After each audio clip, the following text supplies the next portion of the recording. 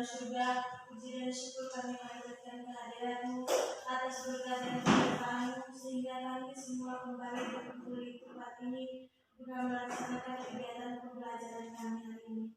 Kami mohon ya Tuhan, tuntunlah kami selalu agar dapat berjalan dengan baik. Nama kami puji kini dan sepanjang masa. Amin. Dalam nama Bapa dan Putra dan Roh Kudus. Terima kasih banyak untuk Adik Evin.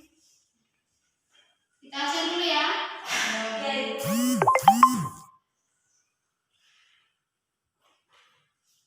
Cecilia Darkaun, Rensen Salamari, Hadir Ibu. Intan Astuti, Hadir Ibu. Evin, Hadir Bu. Stella Mari, Hadir Ibu. Artisa Puspitasari, Hadir Bu. Mindur, Hadir Bu. Pinky Baba, Hadir Ibu. Cornelia Femi. Hadir Bu. Oke, hari ini hari semua ya. Ya Ibu. Hari ini tema kita hari ini hidup jujur dan adil.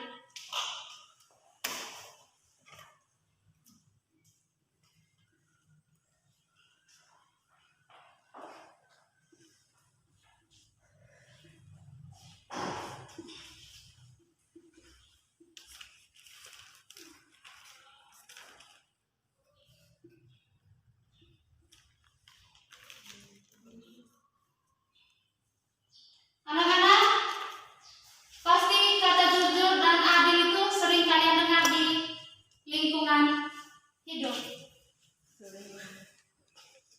Ibu bertanya, siapa yang tahu arti dari kata jujur? Saya Ibu.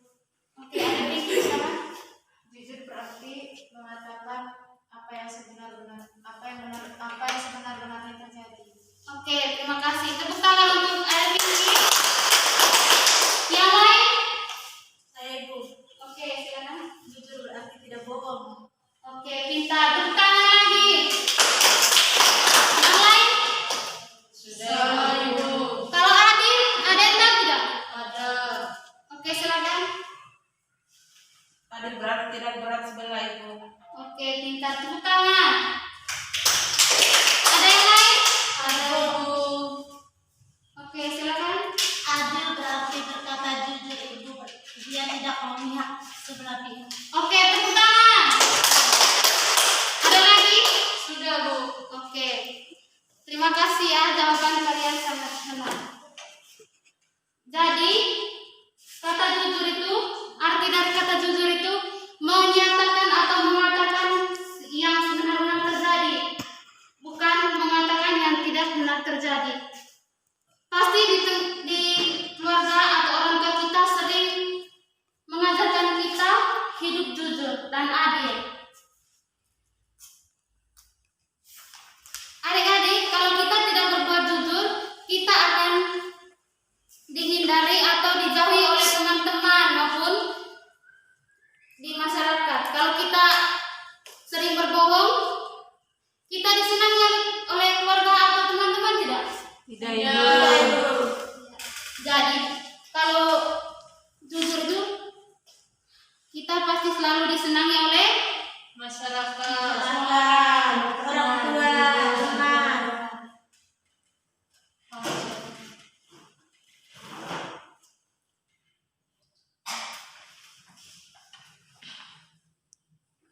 Ibu akan memberikan contoh.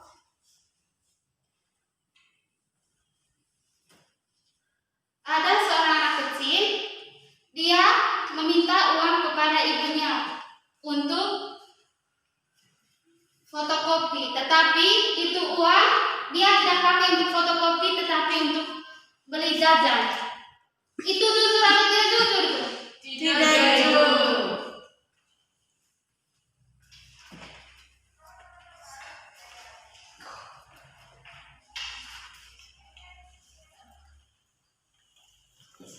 Untuk memperjelas materi kita, di sini Ibu sudah menyiapkan sebuah dongeng yang berjudul Hakim Paling Adil dan Si Kikir.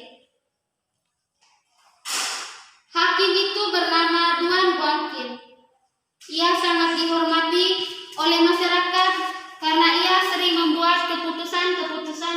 yang sangat adil, sehingga sama-sama memuaskan kedua belah pihak. Pada suatu siang yang cerah, Duan Guanqin berjalan-jalan di sekitar pasar. Di sana, ia melihat orang-orang yang sedang berkerumun. Sang hakim tertarik dan merasa penasaran. Maka, ia pun mendatanginya untuk mencari tahu apa yang membuat orang-orang itu berkerumun.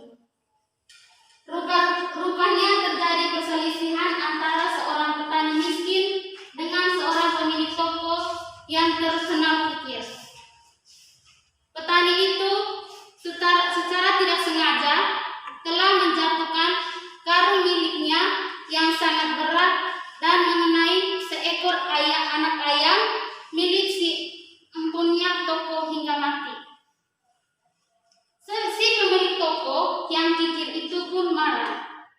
Ia meminta ganti rugi 100 sen kepada si petani miskin. Padahal anak ayam tersebut masih kecil dan hanya berharga beberapa sen.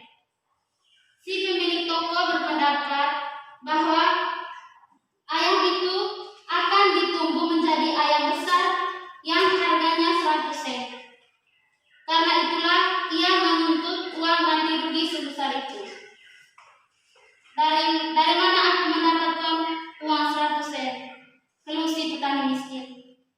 Itu urusanmu, hardik si pemilik toko kikir. Pokoknya kau harus membayar ganti rugi.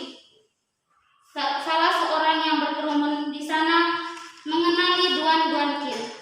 Maka ia pun meminta sang hakim untuk menangani perkara itu. Buatlah keputusan yang adil atas kasus ini, yang mulia, pinta seorang tersebut. Mengetahui ada Duan Guanqin di sana, masyarakat yang berkumpul pun semakin banyak. Tolong jelaskan apa yang benar-benar terjadi, pinta Duan Guanqin kepada si pemilik toko kikir. Orang ini telah ceroboh menjatuhkan karungnya dan mengenai ayamku sehingga ayamku mati. Jelas si pemilik toko kikir. Dua tahun lagi ayam ini akan menjadi besar dan harganya menjadi 100 sen. Karena itulah aku memintanya untuk membayar kerugian sebesar 100 sen. Duan Guanqin mengangguk-angguk paham. Setelah berpikir sejenak, lantas ia berkata kepada si petani miskin, harga ayam ini 100 sen, jadi kau harus membayar 100 sen kepada si pemilik toko. Orang-orang yang berkumpul di sana terjegang mendengar keputusan Duan Guanqin. Bertambah kasihanlah mereka kepada si petani miskin. Tidak ada lagi yang bisa menyelamatkannya. Sementara itu, si pemilik toko begitu bergembira. Kalau memang benar-benar hakim yang adil, ujar si pemilik toko. Lantas mencium tangan Duan Guanqin. Terbayang di benaknya uang 100 sen yang akan segera ia dapatkan dari si petani miskin. Aku rasa tidak ada hakim yang lebih adil darinya, puji si pemilik toko lagi.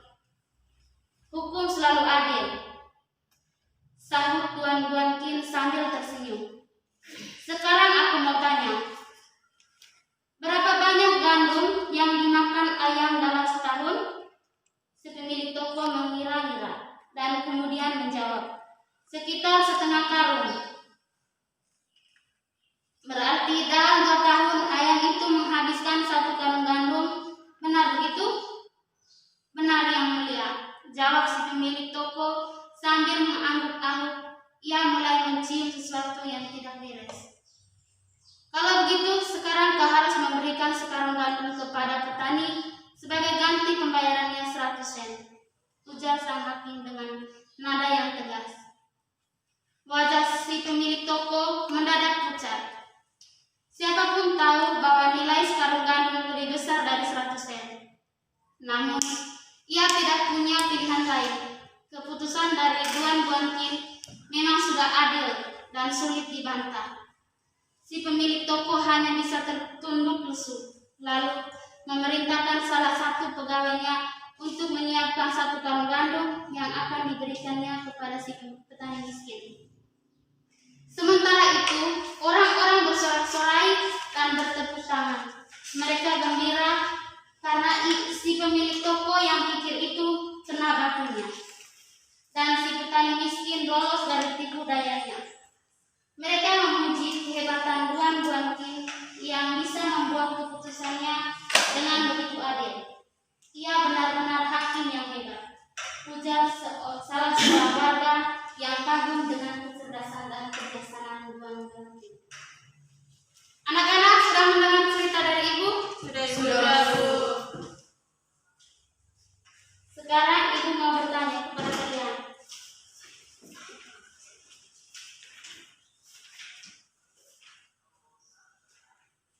Dari cerita di atas, judulnya apa tadi menurut kalian? Saya Bu, Oke, silakan.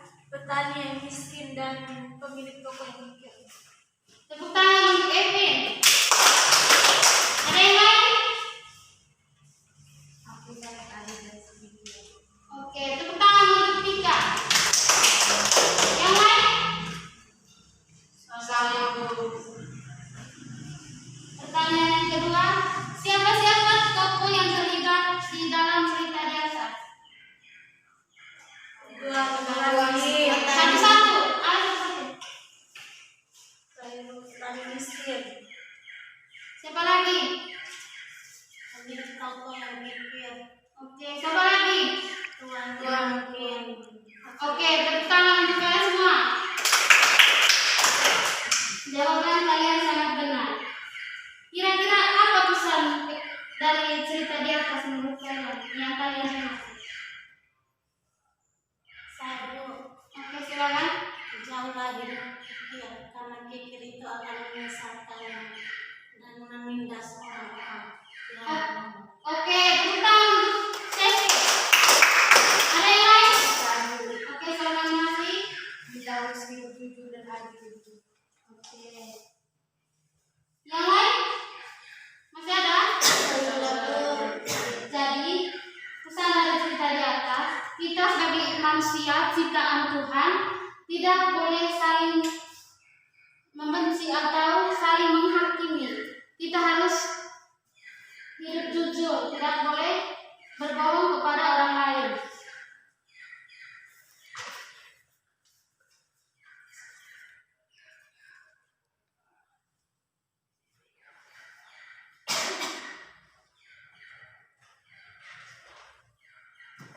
Jadi anak-anak, kita itu harus selalu bertindak adil dan selalu hidup jujur. Karena hidup jujur itu akan membuat kita bahagia, selalu senang, dan kita tidak dijauhi oleh Orang tua. orang tua.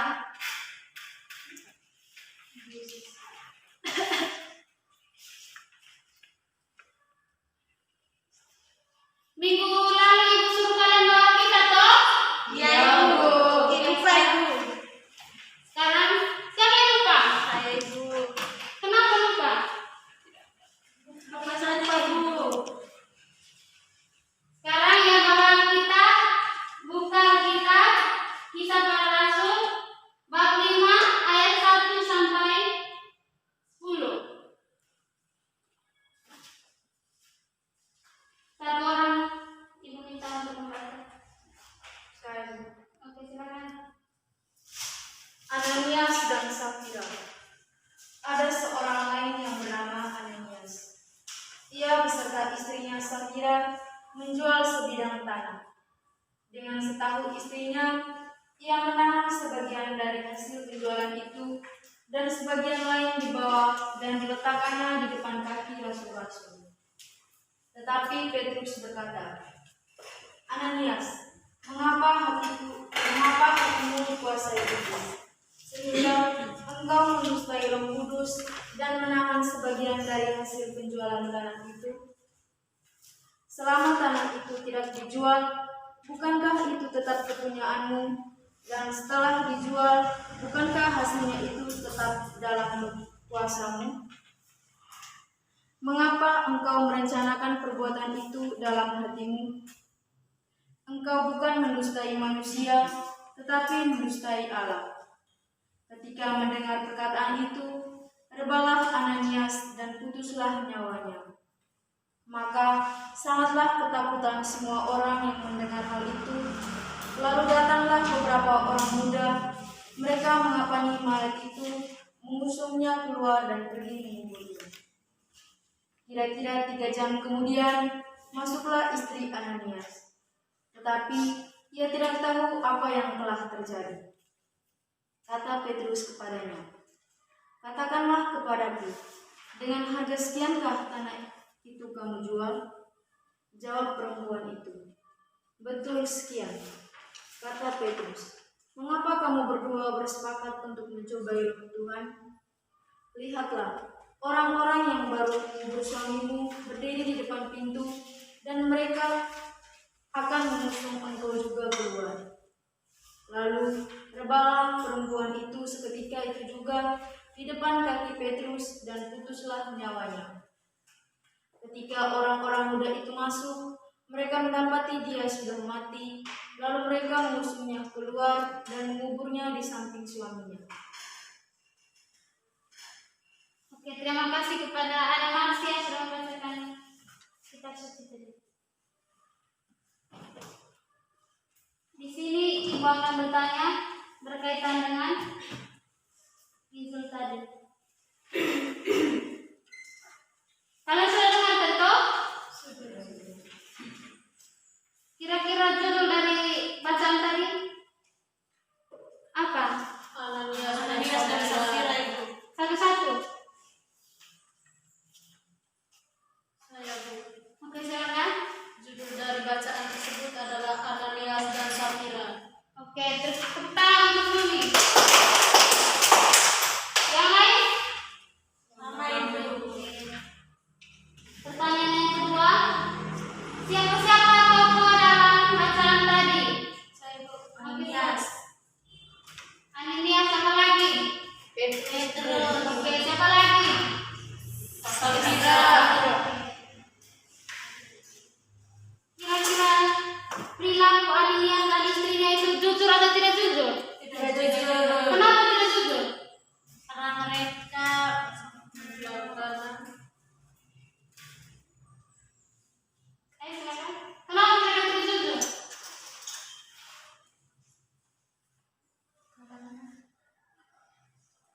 Karena mereka berbohong.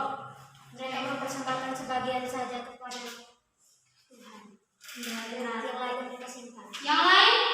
Tabung. Kalau Pinky silakan. Mereka berbohong, Ibu. Mereka menyimpan sebagian dari hasil penjualan tanah mereka dan sebagian yang lain mereka bawa pada Petrus. Oke. Terima kasih, jawaban kalian sangat benar. Di sini ibu akan memperjelaskan lagi.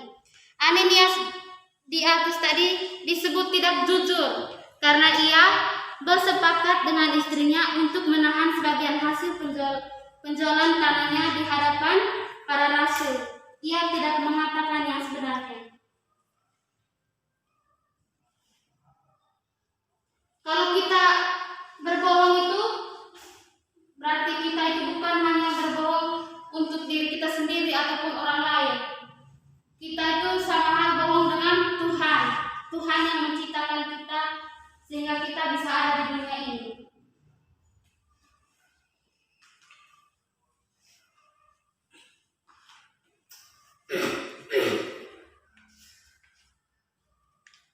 Kira-kira pesan dari isi bacaan tadi apa?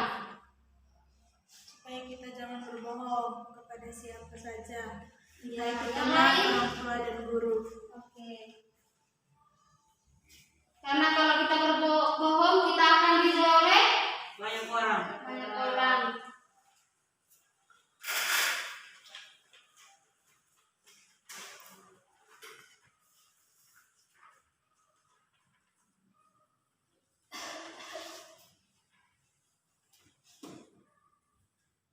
Jadi anak-anak, kita itu harus merefleksikan diri. Apakah kita itu selalu berbuat jujur, selalu berbuat adil?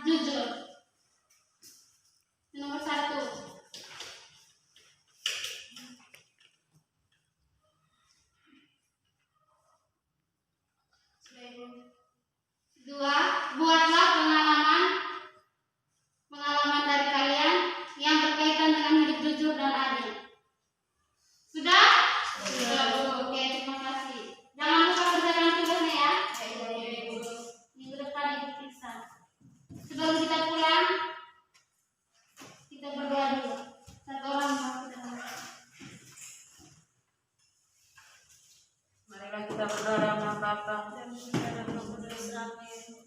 Bapa kami, Yang ada di surga, dimuliakanlah namamu, datanglah kerajaanmu, jadilah kehendakmu di atas bumi seperti di dalam surga. Berilah kami rezeki pada hari ini, dan ampunilah kesalahan kami, seperti kami mengampuni yang bersalah kepada kami. Dan janganlah masukkan kami ke dalam pencobaan, tetapi bebaskanlah kami dari yang jahat. Amin. dalam nama Bapa